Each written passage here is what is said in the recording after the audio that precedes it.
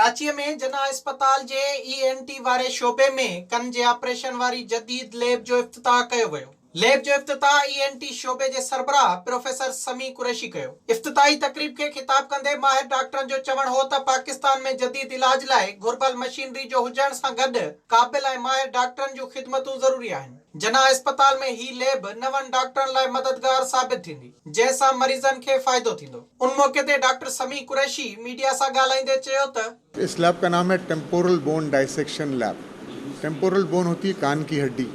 कान की हड्डी का डाइसेक्शन यानी कि डाइसेक्शन का मतलब होता है जब आप कान की हड्डी का डाइसेक्शन करना सीख जाते हैं तो आप कान की सर्जरी करना सीख जाते हैं।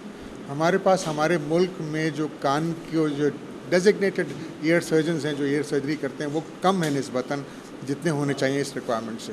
उसकी एक बहुत बड़ी वजह ये है कि आपको कान का ऑपरेशन करने से पहले ये कैडावर यानी कि कहते हैं कि लाइव नहीं बल्कि बोन पे ये करके सीखना पड़ता है, ताकि सिविलाइज वर्ल्ड में वहाँ तो ये है कि मैंडेटरी है कि आपने इतने वर्कशॉप्स किए हों तब आप किसी ज़िंदा पेशेंट पे लाइव पेशेंट पे ऑपरेट कर सकते हैं। सिमिलरली हम चाह रहे हैं कि पाकिस्तान में भी मास्टर ट्रेनर्स हमारे पास हैं, जैसे प्रोफेसर साहब खड़े हैं मेरे साथ, डॉक्टर नासिर हैं, इसी तरह भी about master trainers. What we will do is जितने अंडर ग्रेजुएट्स हैं या इवन पोस्ट ग्रेजुएट्स हैं जिनको कान की सर्जरी सीखने का मौका नहीं मिला या अंडर ग्रेजुएट्स जिनका पार्ट ऑफ करिकुलम है कि उनको कान की सर्जरी आना चाहिए, उन सबको हम ट्रेन करेंगे। तो उससे फ़ायदा ये होगा, एक तो यहाँ पर सारा कि भाई जो लोग हैं और प्लस ये कि कराची के बाहर के भी लोग आकर इससे मुस्तफ़ीज़ होंगे।